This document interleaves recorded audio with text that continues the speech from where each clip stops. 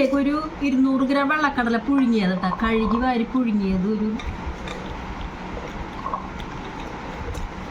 200 gram.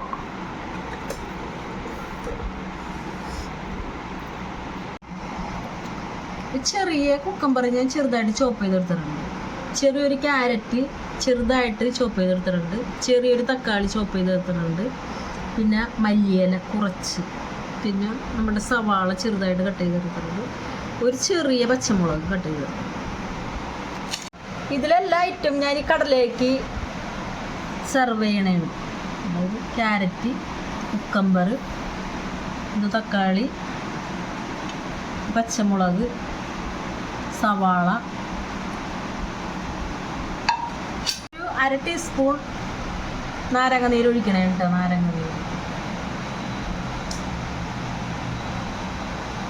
ഒരു 1/4 teaspoon ഉപ്പ്.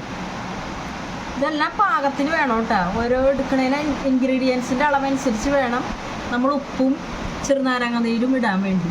നന്നായിട്ടൊന്ന് യോജിപ്പിക്കും.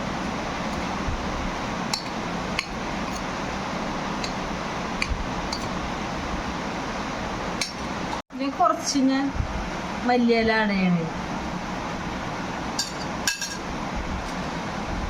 നന്നായിട്ടൊന്ന് യോജിപ്പിച്ചു കൊടുക്കും.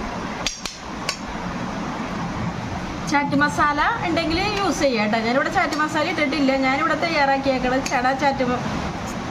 ചണ ചാറ്റ് മസാലയാണ്. നമ്മൾക്ക് ഒരു നേരത്തെ ബ്രേക്ക്ഫാസ്റ്റ് നമുക്ക് ആയിട്ട് ഇത് ഉപയോഗിക്കാം. ഒരു നേരത്തെ ഭക്ഷണമായിട്ടോ അല്ലെങ്കിൽ രാവിലത്തെ ബ്രേക്ക്ഫാസ്റ്റ് ആയിട്ടോ ഇത് ഉപയോഗിക്കാം.